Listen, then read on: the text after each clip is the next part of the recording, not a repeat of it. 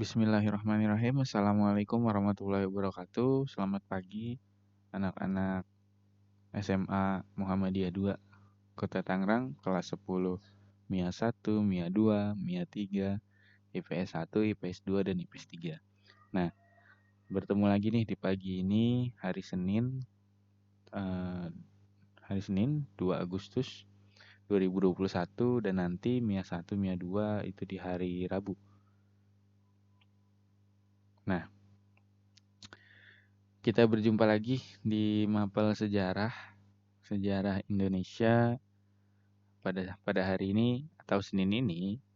Ini adalah pertemuan kedua kita dan pada pertemuan ini kita akan membahas tentang masa praaksara. Nah, apa sih kemudian masa praaksara itu dan bagaimana prosesnya? Mari kita bahas sama-sama.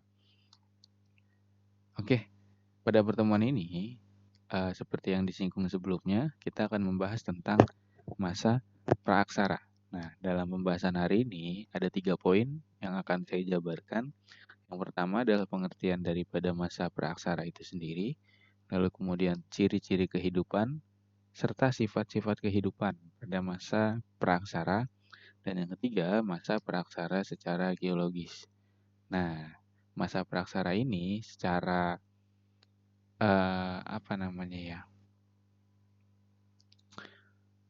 masa praaksara dapat kita bagi menjadi 2. Yang pertama secara geologis, yang kedua akan kita bagi secara arkeologis. Nah, perbedaannya apa? Kalau secara geologis itu yang dilihat adalah keadaan bumi. Makanya nanti secara geologis ini kita akan membahas namanya masa Arkeozoikum, lalu Paleozoikum, lalu Mesozoikum dan Neozoikum. Sedangkan secara arkeologis ini yang tadi secara geologis ya. Secara arkeologis zaman atau masa pada masa praaksara itu akan dibagi menjadi kurang lebih 4 juga. Ada namanya Megalitikum, zaman batu besar, lalu kemudian Paleolitikum, lalu Mesolitikum, serta Neolitikum. Nah, serta yang terakhir ada lagi satu zaman logam.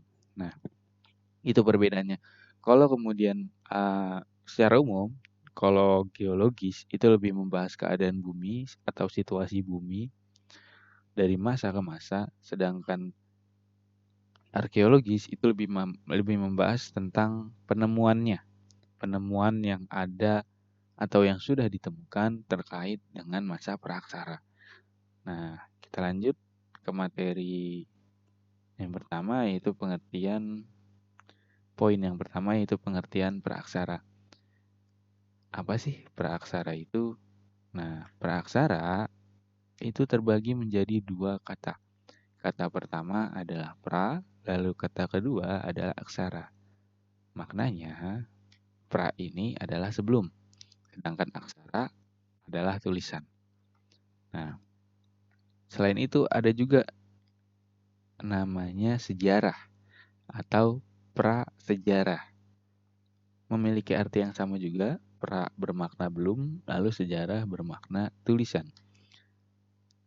Selain 2 kata tadi, ada kata lain yaitu nirleka. Nirleka ini juga punya arti yang sama, nir berarti tidak ada, lalu leka tulisan. Nah, dari sini dapat kita simpulkan bahwa praaksara itu adalah masa atau zaman di mana belum ada tulisan, di mana manusia belum mengenal tulisan, atau di mana pada masa itu tidak ada yang namanya tulisan. Nah, itu ya terkait masa praaksara, sedikit saja. Karena tulisan belum ditemukan, maka yang dijadikan sebagai sumber dalam mempelajari masa praaksara itu adalah hasil-hasil kebudayaan. Beberapa hasil kebudayaan kemudian adalah Kyoken Modinger, lalu kemudian kapak perimbas, menhir, dolmen, dan seterusnya. Yang mana penemuan-penemuan tersebut dapat menjelaskan bagaimana manusia pada saat itu hidup. Itu terkait masa praaksara ya.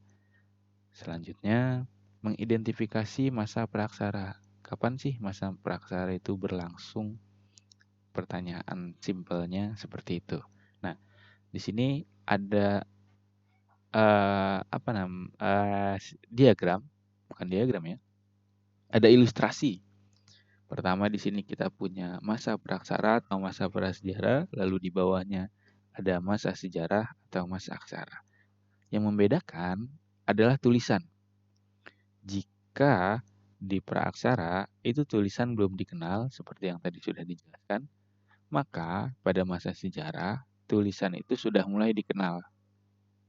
Nah, salah satu buktinya kalau di Indonesia ya, itu adalah Prasasti Upah, merupakan peninggalan dari Kerajaan Kutai Kartanegara yang berasal dari abad 5 Masehi. Prasasti Upah ini menjelaskan tentang beberapa tema ya. Salah satu tema yang ada di Prasasti Upah itu adalah tentang pemberian sekitar 2000 ekor 2000 ekor kerbau atau sepertinya kerbau atau sapi untuk kemudian diberikan kepada Brahmana. Nah, dalam prasasti ini juga dijelaskan tentang raja mereka yang masyhur, yaitu Raja Mulawarman. Ya, jadi intinya yang menjadi pembeda antara masa prasejarah dan masa sejarah adalah tulisan. Lanjut. Kemudian ciri-ciri kehidupan praaksara. Nah, ciri-ciri kehidupannya itu di sini saya masukkan sedikit saja ya. Yang pertama, kehidupannya masih sangat sederhana, lalu kemudian cara mengumpulkan kehidupannya masih berkutat pada food gathering dengan cara berburu serta mengumpulkan makanan yang ada di alam. Lalu kemudian hidup di tepian sungai dan dekat dengan sumber air. Nah, lalu yang terakhir adalah hidup secara nomaden. Ini beberapa ciri atau sifat kehidupan daripada manusia yang hidup pada masa praaksara. Seperti yang di sini kutipan yang saya cantumkan. Setiap masa ada manusianya dan setiap manusia ada masanya. Pada masa praaksara, maka yang hidup adalah manusia purba atau manusia praaksara. Kemudian lanjut ya. Ini oke. Lanjut pembahasan yang ketiga, masa praaksara secara geologis. Nah, untuk masuk ke dalam pembagian 4 zaman tadi, Arkeozoikum, Paleo, lalu Meso, lalu Neozoikum, kita akan awali dengan pembahasan apa itu geologi, apa itu ilmu geologi atau ilmu bumi secara umum, pengertian secara umum. Yang pertama, geologi adalah ilmu yang menggambarkan tentang evolusi bumi dan penduduknya sejak awal pembentukannya sampai sekarang yang dapat diakui di batu. Oke. Ini untuk yang pertama ya, Holmes. Lalu yang kedua, geologi adalah ilmu bumi ke asal, struktur, komposisi, dan sejarah, serta proses yang telah menyebabkan keadaan bumi seperti saat ini. Lalu yang terakhir, geologi adalah studi tentang bumi dan bumi sebagai seluruh kelompok studi asal, struktur, komposisi, sejarah, dan proses alami yang sudah ada dan sedang berlangsung yang membuat keadaan bumi seperti itu hari ini. Nah, dari sini, dari ketiganya, dari Holmes, lalu kemudian dari Wright and Brooks, serta Nur Aziz dan kawan-kawan, kita bisa sepakati bahwa geologi itu adalah ilmu yang mempelajari tentang bumi, struktur bumi, lalu komposisi bumi, lalu perkembangan sejarah bumi dari awal sampai akhir. Nah, kalau bicara dari awal sampai akhir, itu ilmuwan sepakat bahwa periode bumi secara geologis terbagi menjadi 4 zaman. Zaman yang pertama adalah zaman Arkeozoikum, Lalu zaman yang kedua itu adalah Paleozoikum. Yang ketiga adalah Mesozoikum.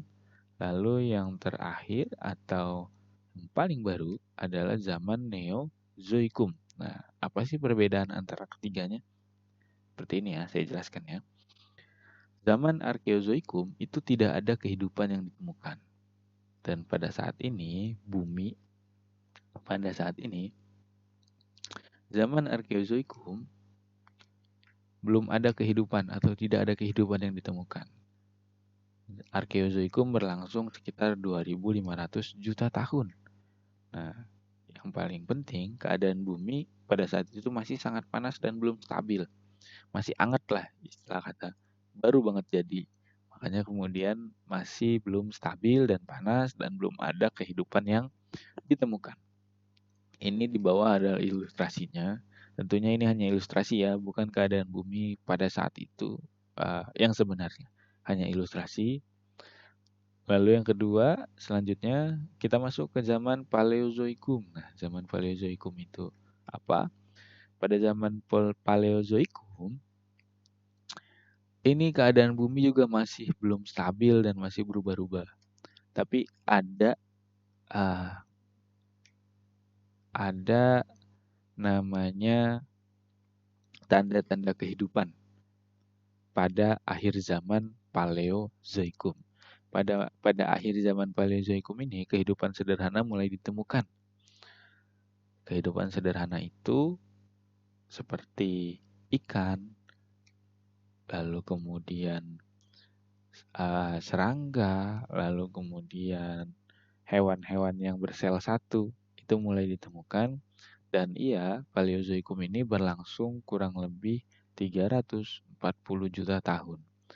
Kalau kalian nonton Attack on Titan, itu kan ada kalau kalian nonton Attack on Titan ya, itu kan ada namanya disebutkan juga serangga atau hewan dari zaman Paleozoikum ini yang merupakan asal atau asal mula lah dari perubahan Titan yang ada di anime tersebut. Nah, ikutin juga sedikit ya. Lanjut, kita ke zaman Mesozoikum. Nah, selanjutnya adalah zaman Mesozoikum, merupakan kehidupan lanjutan dari Paleozoikum, dan pada saat Mesozoikum, pada zaman Mesozoikum kehidupan mulai berkembang. Nah, terjadinya selama 140 juta tahun, lalu kemudian muncul dinosaurus dan reptil yang kemudian mendominasi bumi pada masa Mesozoikum. Nah, kalau tadi zaman Paleozoikum kehidupan masih sangat awal, di sini pada zaman Paleozoikum itu kehidupan masih sangat awal, pada masa Mesozoikum ini kehidupan sudah mulai berkembang. Nah, salah satunya adalah munculnya reptil di bumi. Kalau Paleozoikum itu zaman primer, Mesozoikum itu zaman sekunder. Nah, kita masuk lagi ke zaman Neozoikum. Neozoikum ini terbagi menjadi dua. Yang pertama zaman tersier, lalu zaman kuarter. Nah, jadi komplit ya. Paleozoikum itu primer atau yang pertama, Mesozoikum itu sekunder atau yang kedua, Neozoikum ini terbagi menjadi dua, tersier dan kuarter. Tersier itu ketiga, lalu kuarter itu keempat. Berlangsungnya selama 60 juta tahun. Nah, kemudian pada masa Neozoikum ini, dominasi reptil mulai digantikan oleh mamalia, dan kemudian manusia purba mulai muncul pada masa ini. Oke, di sini sampai sini semoga bisa dipahami. Di bawah juga adalah gambar ilustrasi ya, hanya sekedar gambar ilustrasi, bukan gambar sesungguhnya. Karena pada masa itu tentunya belum ada kamera. Ini sudah. Nah, kita masuk ke zaman tersier. Zaman tersier ini masih perkembangan daripada masa Mesozoikum. dan kehidupan sudah mulai lebih kompleks dari sebelumnya. Nah, setelah itu ada zaman kuarter. Di zaman kuarter ini kemudian terbagi lagi menjadi dua. Yang pertama Pleistocene, yang kedua Holocene. Nah, apa bedanya? Pleistocene itu adalah masa di mana bumi tertutup oleh es. Nah, kalau kalian nonton kartun, ada tuh kartun Ice Age. Itu mengambil waktu pada masa Pleistocene, khususnya yang pertama dan yang kedua. Lalu kemudian ada lagi namanya Holocene. Holocene ini adalah periode ketika es di bumi mulai mencair. Nah, sampai akhirnya kemudian muncullah pulau-pulau, benua-benua yang sampai saat ini kita ketahui. Nah, ada lagi kurang lebih itu ya yang bisa saya jelaskan. Kurang lebih itu yang bisa saya jelaskan pada pertemuan kali ini. Semoga bermanfaat, semoga bisa kalian tangkap dan kalian cerna dengan baik. Wabillahi taufiq wal hidayah. Wassalamualaikum warahmatullahi wabarakatuh.